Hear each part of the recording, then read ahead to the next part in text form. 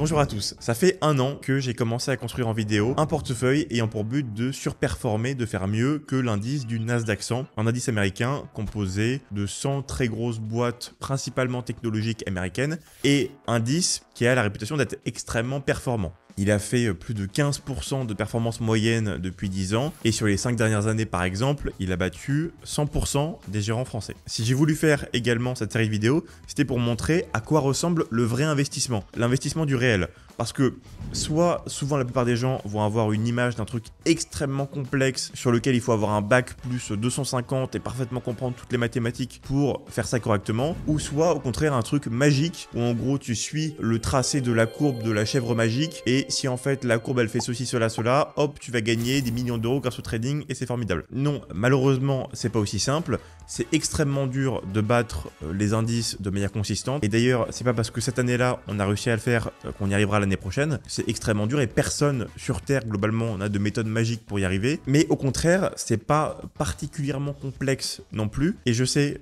que ce que je vais dire est un peu paradoxal parce que déjà juste le fait d'acheter des actions soit en France c'est déjà un truc un peu foufou, mais des gens qui ont un capital investi en bourse qui est 10 000 fois plus gros que celui que j'ai investi sur ce portefeuille là, la plupart du temps c'est des gens qui savent assez bien ce qu'ils veulent et donc ils vont avoir des convictions sur telle ou telle action et puis ils vont investir dedans et voilà, globalement c'est pas tellement plus compliqué que ça, il n'y a pas tellement plus de choses à faire que ça. Ça peut paraître bizarre mais je vous assure que j'ai vu ça de mes propres yeux, c'est comme ça que ça se passe. Il y a des gens qui peuvent mettre 5, 10, 15 millions d'euros sur une action en faisant plutôt moins de réflexion que ce que je fais en moyenne pour investir 1000 ou 2000 euros sur une action. La manière de gérer est sensiblement la même que vous ayez 1000 ou 1 milliard d'euros investis, ça ne changera pas grand chose. Alors, si on se penche maintenant sur la performance du portefeuille, on a mis en tout progressivement cette année 33 000 euros d'investissement, ce qui est quand même pas mal, plus au début qu'à la fin, mais progressivement 33 000 euros ont investi et on a gagné une plus-value de 7 000 euros, ça fait à peu près 20% de plus-value en euros, ce qui est très satisfaisant honnêtement par rapport à la moyenne du marché, on ne peut qu'en être content. Le tout dans un contexte agité où on est quand même passé de presque 10 000 euros de plus-value à moins 3 000 voire même moins 4 000 pendant la petite crise de Trump, donc il y a eu quand même des remue-ménages, mais finalement on s'en tire pas si mal. Et si on regarde action par action, la première action de laquelle je vais absolument parler, c'est Lyft, parce que ça illustre parfaitement un principe central dans l'investissement long terme, qui est que sur le court terme, des facteurs qui vont déterminer le prix d'une action, il y en a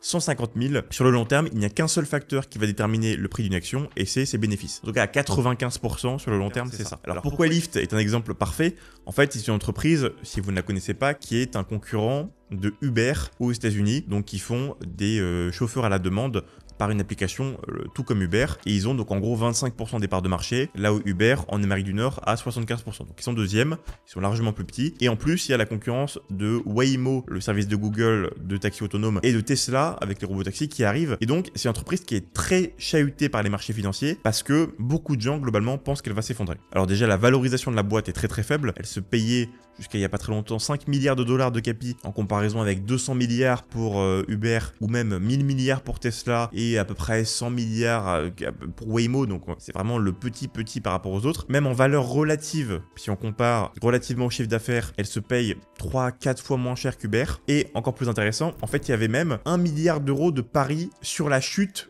de Lyft. Pour une boîte qui vaut que 5 milliards d'euros, le fait d'avoir 1 milliard d'euros de paris sur sa chute, c'est vraiment énorme. Donc ça montre que vraiment les marchés financiers n'aimez pas l'entreprise, n'y croyez pas et croyez même à sa déchéance de manière assez rapide. Et cela, paradoxalement, malgré une situation économique de l'entreprise qui s'est largement améliorée depuis l'arrivée du dernier CEO, donc il est arrivé il y a à peu près 2 ans, et en 2 ans, il a franchement retourné l'entreprise, il l'a refait passer en positif au niveau de ses bénéfices, il a une croissance qui est similaire à celle d'Uber, des marges qui s'améliorent, et globalement une dynamique extrêmement positive, et malgré ça, malgré une amélioration constante trimestre après trimestre de la profitabilité et globalement de la comptabilité de l'entreprise, le cours de bourse refusait assez durement de décoller, ce qui agaçait, on l'a vu même à la télé, le CEO de la boîte qui trouvait qu'il en avait marre des traders et des gens qui pensaient que sa boîte allait s'effondrer, qui disaient regardez nos chiffres ils sont très bons, commençaient un peu à croire dans l'entreprise. Mais finalement, ce dont il faudra se rappeler, c'est qu'en fait, l'avis des traders, on s'en fiche complètement. La seule chose qui compte à la fin de la journée, sur le long terme, c'est les bénéfices de la boîte. Et ça, le CEO l'a très bien démontré. Ce qui s'est passé, c'est qu'à un moment, il en a eu marre. La situation, comme on l'a dit, s'est largement améliorée et donc ça lui a permis de faire un rachat d'actions à hauteur de plus de 750 millions d'euros, ce qui pour une boîte de 5 milliards représente un montant énorme. Alors qu'est-ce que c'est qu'un rachat d'actions? Imaginez une maison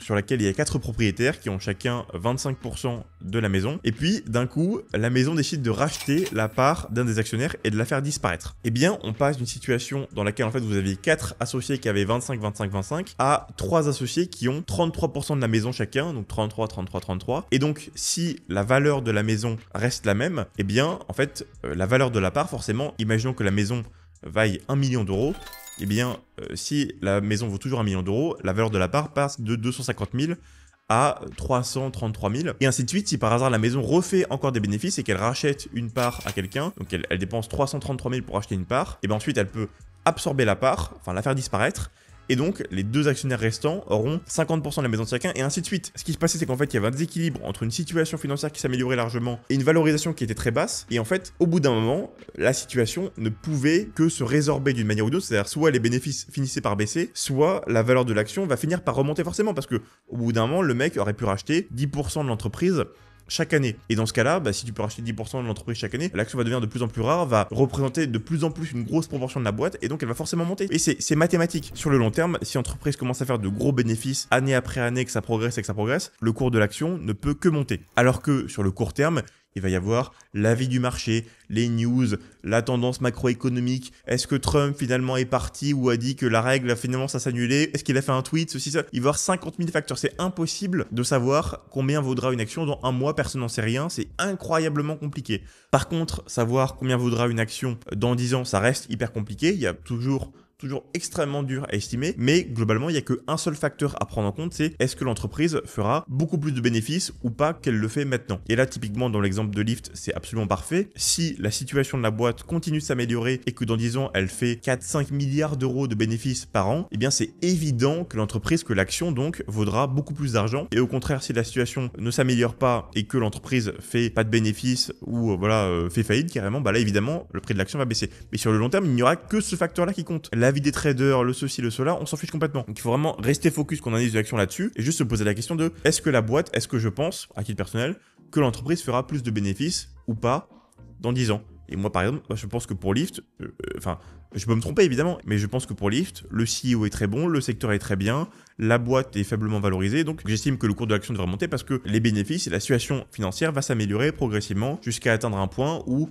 soit le marché va changer d'avis globalement, soit juste le mec, tant pis, il pourra racheter des actions à l'infini et on gagnera de l'argent comme ça. Voilà, ça sera l'une ou l'autre des manières, mais quoi qu'il arrive, si ça s'améliore, ça va monter. Et on peut renouveler cette expérience de pensée avec sensiblement n'importe quelle action du portefeuille. Alors, on va justement choisir Nvidia ensuite à aborder parce qu'Nvidia est une boîte qui est extrêmement complexe, je trouve. Il y a beaucoup de news, beaucoup de complexité. Alors voilà, et tout le temps ils sortent des nouveaux produits, c'est très complexe. Il faut tout le temps un peu faire de la pédagogie là-dessus. Et pour savoir précisément combien vaudra Nvidia dans un mois, il faudrait être capable de calculer 1 million de facteurs. Bon, être un véritable GPU de Nvidia justement. Par contre, pour savoir combien vaudra Nvidia dans 10 ans, c'est beaucoup plus simple. Et en plus, je pense qu'il n'y a même pas besoin vraiment de précision. Parce que je veux dire, on va parler de chiffres qui vont être immenses. Et donc, la question à se poser dans le cas d'Nvidia par exemple, c'est est-ce que l'IA va effectivement avoir un impact révolutionnaire sur le monde? Moi, à titre personnel, ma conviction fondamentale, c'est que oui, ça va changer profondément le monde, non pas seulement dans 200 ou dans 300 ans, mais dans 10 ou 15 ans. Dans 10 ou 15 ans, le monde sera profondément transformé par l'IA. Moi, c'est ma conviction personnelle, pour plein de raisons différentes. Et est-ce que Nvidia est bien positionné pour capter une grande partie de la valeur qui sera générée par ces nouveaux business? Je pense évidemment encore une fois que oui. Là, c'est un portefeuille de conviction. Je vous conseille d'avoir un portefeuille également de pas conviction pour pas que toute votre épargne dépende de si vous avez raison ou pas et si vous avez des bonnes convictions ou pas. Vous pouvez avoir des ETF dans la technologie ou un ETF un peu plus général qui vous permettent, quoi qu'il arrive, que vous ayez tort ou raison, de gagner de l'argent. Mais dans le cadre de conviction, c'est des questions aussi simples que vous pouvez vous poser. Et dans le cas d'Nvidia, je pense que d'ici 10 ans, les bénéfices que fera la boîte sont inimaginables parce que l'IA aura révolutionné un nombre incalculable de secteurs, un nombre incalculable de jobs, pour le meilleur et pour le pire d'ailleurs. Je vais par exemple vous passer une vidéo qui vient de sortir, produite par Google. Yes, we can talk. We can talk. We can talk. We can talk with accents. Oh, I think that would be marvelous fun. Yes, it is very fun. But Yes, it is very good. It's very fun. This is amazing. Imagine all the narrative possibilities. We can sing talk.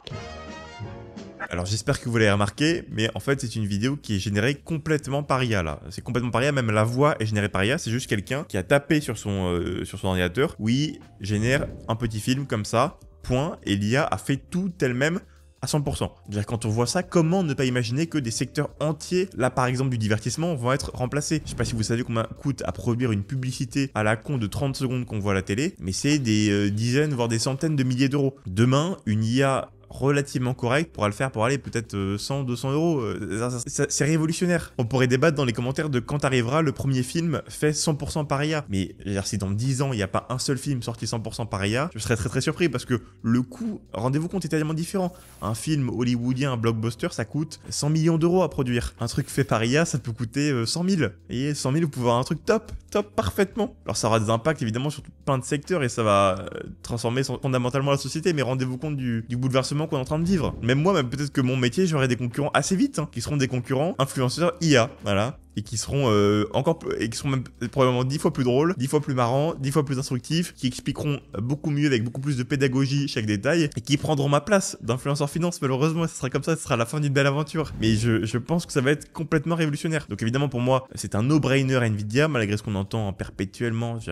Je ne me vois même pas, indépendamment presque du prix de l'entreprise, je ne me vois pas la vendre. Et un truc par contre plus inquiétant qu'on a vu sur le portefeuille, c'est Google. Google qui performe pas très bien en ce moment, parce que beaucoup de gens pensent que le moteur de recherche va globalement se faire bouffer par des concurrents IA. Mais encore une fois, est-ce que c'est si simple? Parce que ça fait plusieurs années que les concurrents IA sont là, et pourtant les bénéfices, qui seront ultimement ce qui va définir si quelqu'un a raison ou a tort, restent très bons, notamment sur la recherche classique. Et il y a plein de domaines sur lesquels ils arrivent à être très dynamiques en termes de croissance, notamment le cloud, notamment YouTube qui se porte pas trop mal, et puis ils arrivent à lancer de nouveaux produits IA qui sont extrêmement prometteurs, notamment logiciels de vidéo qu'on a vu. Donc ça va encore être un cas où il y a différentes convictions. J'ai débattu avec des gens qui avaient une conviction beaucoup plus négative sur le moteur de recherche, et peut-être qu'ils auront raison. Moi je pense que ça continuera à être largement utilisé parce que ça répond tout de même à un besoin d'aller sur un site précis qui est tout de même assez pratique, qu'on ne doit pas pour l'instant de baisse du revenu. Donc je vois pas pourquoi est-ce que dans un an ça changerait tant que ça. Mais bon, je vais peut-être me tromper. En tout cas, voilà, ça sera les bénéfices ultimement qui feront la différence. Et c'est pas tellement plus compliqué que ça comme question. Alors, on n'a pas vraiment abordé pour l'instant encore Celestica. Celestica, je le mets dans le même rang que Nvidia. Globalement, c'est un semi-conducteur. Si l'IA révolutionne le monde, il y a de bonnes chances que l'entreprise vaille beaucoup plus d'argent dans un futur relativement proche. Donc voilà, je reste investi pour les mêmes raisons. Et on va passer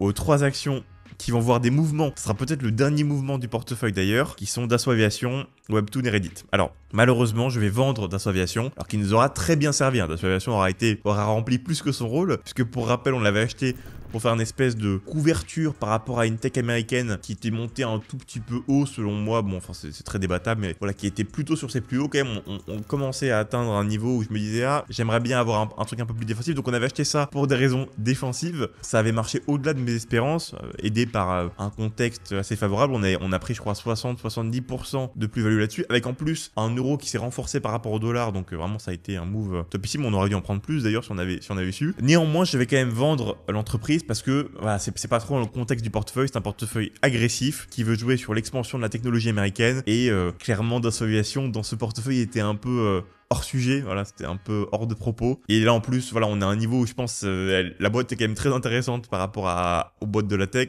notamment par rapport à la conversion euro-dollar qu'on verra après. Donc j'ai vendu toute ma position Dassault Aviation pour renforcer en Webtoon et en Reddit. Alors Webtoon, pour rappel, qui est une entreprise qui est une application plus ou moins de lecture de bande dessinée coréenne principalement, mais aussi japonaise, destinée, je dirais, à un public adolescent. Alors c'est très très populaire au Japon et en Corée, c'est immense là-bas. Enfin, vous avez quasiment tous les jeunes qui connaissent ça là-bas. En Europe et aux États-Unis, c'est pour l'instant beaucoup plus niche. Enfin, c'est beaucoup plus niché. Mais je pense justement que ça va avoir un bon potentiel. Alors c'est une action qui, de par sa taille, est intéressante parce que j'ai commencé à avoir quelques petites actions en portefeuille, mais clairement Webtoon est la plus petite des petites actions que j'ai, parce qu'elle pèse à peine 1 milliard de dollars sur les marchés, et en plus elle a 500 millions de dollars de cash. Donc je veux dire, la valeur déduite du cash de l'entreprise est presque risible. Elle est inférieure à certaines licornes qu'on a en France, vous voyez, donc pas du tout la même portée, le même marché, la même croissance et la même audience ou quoi que ce soit. Donc à choisir, évidemment, je prendrais 100 000 fois Webtoon. Je pense que l'action ne reflète pas sa vraie valeur, c'est ma conviction personnelle. L'entreprise devrait valoir au moins 2 fois plus d'argent. On parle d'une boîte qui fait quand même 1,5 milliard de chiffre d'affaires, qui a des millions d'utilisateurs, notamment en Corée, au Japon, et qui est sur un marché qui est considéré par beaucoup comme étant assez porteur, à savoir celui des bandes dessinées, voilà, qu'on peut flipper comme ça sur mobile, qui je pense effectivement a pas mal de potentiel. Enfin, c'est pas non plus, c'est pas Nvidia, hein, ça sera jamais une boîte qui vaudra 3000 milliards de dollars, mais pour une petite boîte, je pense que ça a pas mal de potentiel. Mais c'est une entreprise, et ça explique pourquoi est-ce qu'elle est valorisée si faiblement, qui a des difficultés. Alors je dirais qu'elle a 2 difficultés principales. Elle a du mal vraiment à monétiser correctement son modèle, parce qu'il y a un modèle très coréen-japonais dans lequel vous allez acheter individuellement chaque tome d'histoire, mais qui est très difficilement exportable en France, je pense. C'est très compliqué. Donc il faut qu'ils arrivent. Il y a vraiment ce sujet de comment monétiser bien l'application en dehors du Japon et de la Corée. Et puis vous avez carrément même la question de la croissance en dehors du Japon et de la Corée, qui est aussi assez difficile. Va falloir s'imposer. Je pense qu'ils ont beaucoup d'atouts là-dessus, mais c'est pas évident. Il va falloir qu'ils s'imposent là-dessus et qu'ils arrivent à monétiser également par de la pub qui est très mal gérée actuellement. Factuellement, la pub rapporte très peu et elle est globalement presque absente de l'application. Ce qui, je pense, est un petit problème. Et puis, vous avez encore une fois les adaptations. Donc, adapter des histoires, du coup, de webtoon en série ou en film. Ça marche pas mal, mais voilà, il faut encore qu'ils passent un cap, qu'ils arrivent à prouver leur modèle et puis à adapter des histoires sur lesquelles ils possèdent les droits et sur lesquelles ils pourraient tirer donc plus de bénéfices si ça marche. Ce qui va demander du travail. C'est une société qui va devoir travailler, mais qui, si elle travaille, et ça va se jouer façon à ça, encore une fois, comme toutes les boîtes, si elle arrive à développer sa monétisation, si elle arrive à croître en Europe et aux États-Unis, qui a le potentiel de valoir probablement 10 fois plus d'argent de manière relativement raisonnable, qui pourrait faire x10 si voilà, elle arrive à dégager par exemple 1 milliard de bénéfices par an, ce qui est vraiment imaginable. Elle pourrait valoir voilà, 10 voire même 15-20 milliards de capi. Ça va être très dur, ça va prendre probablement 10 ou 15 ans, mais l'équipe de gouvernance m'apparaît comme étant très bonne. Je suis très aligné avec leur vision des choses, qui est il faut absolument qu'on se développe en Europe et aux États-Unis, et pour ça il faut qu'on innove, qu'on essaye de faire des choses, qu'on améliore nos monétisations. Ils sont dessus, ils sont sur les sujets, c'est dur, mais je pense qu'il y a beaucoup d'options. Également l'IA, parce que en fait ce qui leur pose problème actuellement, c'est que ils font quand même 1,5 milliard de chiffre d'affaires, ce qui est pas mal, notamment pour une boîte qui vaut 500-600 millions quasiment, enfin c'est absurde, mais ils sont obligés de rendre beaucoup aux créateurs, et l'IA pourrait les aider à avoir des créateurs qui ont moins de coûts. Si les créateurs, pour eux, ça devient beaucoup plus rapide de faire leur bande dessinée grâce à l'IA, et ils pourraient les payer beaucoup moins et donc prendre une marge beaucoup plus correcte que là, la marge qu'ils prennent qui est de 0, parce que normalement ils font quasiment pas de bénéfices, donc c'est un petit problème. Mais si voilà, les créateurs peuvent demain faire des bandes dessinées à la place de les faire en 35 heures, les faire en 5 heures, et ils pourront les payer moins et du coup prendre 15-20% de marge qui d'un coup je pense propulserait pas mal la boîte en termes de bénéfices, tout ça. Donc voilà, je pense qu'il y a beaucoup de positifs qui pourraient arriver. Et puis surtout la boîte vraiment est dans les choux, quoi. Vraiment elle est valorisée comme si c'était une merdouille terrible, alors que c'est vraiment une boîte qui a créé un genre, qui a innové pas mal et qui est bien positionnée, je pense. Donc j'ai réinvesti, j'ai racheté, alors que j'en avais déjà acheté pas mal, mais j'en ai racheté un peu pour à peu près $1200 dans ces eaux-là. Enfin en gros là, une petite moitié de la position que j'avais dans Dassault. Et on a aussi racheté Reddit. Bon, Reddit c'est un cas assez similaire, donc c'est une entreprise qui vaut à peu près 17 milliards de dollars, en étant pourtant l'un des plus gros réseaux sociaux au monde, une entreprise qui je pense n'a virtuellement pas de concurrent, qui a une croissance exceptionnelle, qui a été chahutée pour moi pour une raison qui est abracadabrante, qui est que comme Google fait moins de recherches et que Reddit soi-disant dépendrait de Google, mais ce qui pour moi est une mécompréhension crasse de l'application. Pour moi c'est vraiment juste des gens qui ne comprennent pas, qui n'utilisent pas l'appli et qui ne comprennent pas que Reddit n'est pas dépendant de Google. Reddit est très largement autosuffisant, n'a pas besoin de Google leur commande. Il y a plein de gens qui utilisent Reddit tous les jours sans avoir besoin de passer par Google. Enfin, c'est vraiment débile de penser ça, mais bref. Et donc, l'action est un peu chahutée en ce moment. Enfin, elle a quand même bien monté sur un an, mais elle est plutôt redescendue à des niveaux qui, moi, m'apparaissent comme étant assez intéressants. Donc, j'ai encore renforcé du Reddit. Oui, peut-être que d'ici un mois, ce sera plus bas. Je m'en fiche. D'ici 10 ans, je suis sûr que l'action fera 3-4 milliards de bénéfices par an, largement. Et donc, l'action vaudra 40, 50, 60 milliards d'euros, ce qui est légitime en tant que l'un des plus gros réseaux sociaux au monde, hein. C'est un site qui est immense. Je sais pas pourquoi est-ce que ça vaudrait pas autant que des très gros sites. En plus que la communauté est très engagée et que moi en tant qu'utilisateur je sais bien que c'est une application qui est assez unique et qui a beaucoup d'attrait.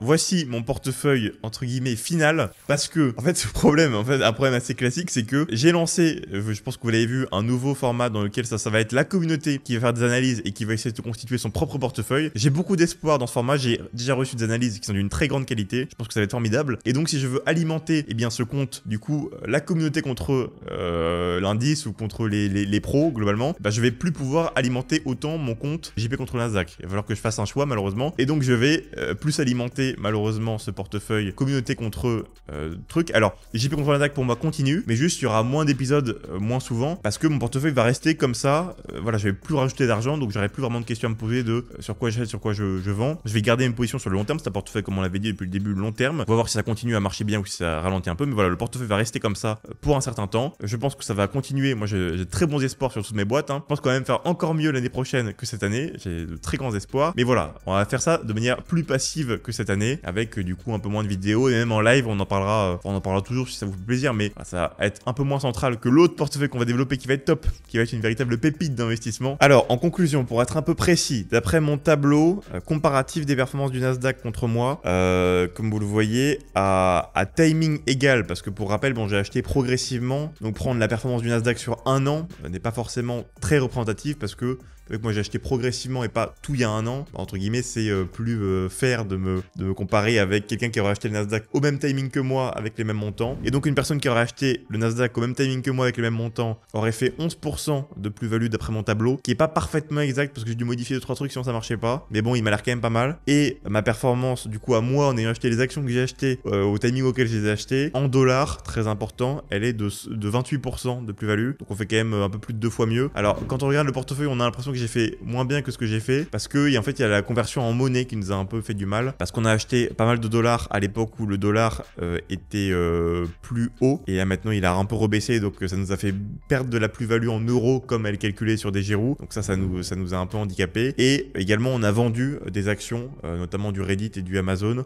en plus-value, et donc ça maintenant on le voit plus sur le portefeuille, même maintenant le Dassault on le voit plus non plus sur le portefeuille, et donc comme ça on peut avoir l'impression que j'ai fait un peu moins de plus-value que ce que j'ai fait, mais en fait à monnaie équivalente et à timing équivalent on a quand même pas trop mal réussi. Mais encore une fois, je pense qu'on peut faire un peu mieux l'année prochaine. Et encore une fois, pour rappel, c'est du hasard sensiblement. C'est-à-dire, pas parce que là j'ai réussi à battre le Nasdaq plus ou moins sur un an que je peux apprendre à qui que ce soit à battre le Nasdaq ou quoi que ce soit. C'est juste, voilà, j'avais des convictions, ça s'est plutôt bien passé, mais ça s'arrête là. Pas vous apprendre quoi que ce soit, et c'est pas parce que ça a bien marché là sur un an que le Nasdaq, quoi. Ça ne veut rien dire. C'est sur 30 ans avec une méthode particulière que ça se vérifie ce genre de choses, mais là, bon, c'est du hasard. Mais bon, ça fait quand même plaisir. Enfin, on est un peu handicapé par la monnaie, mais globalement, c'est quand même plutôt bien passé. Et voilà, j'espère qu'on fera mieux l'année prochaine. Merci à tous pour m'avoir suivi dans cette aventure. Bon, on continuera quand même, on continuera. Merci à tous, à une prochaine fois. Bye bye.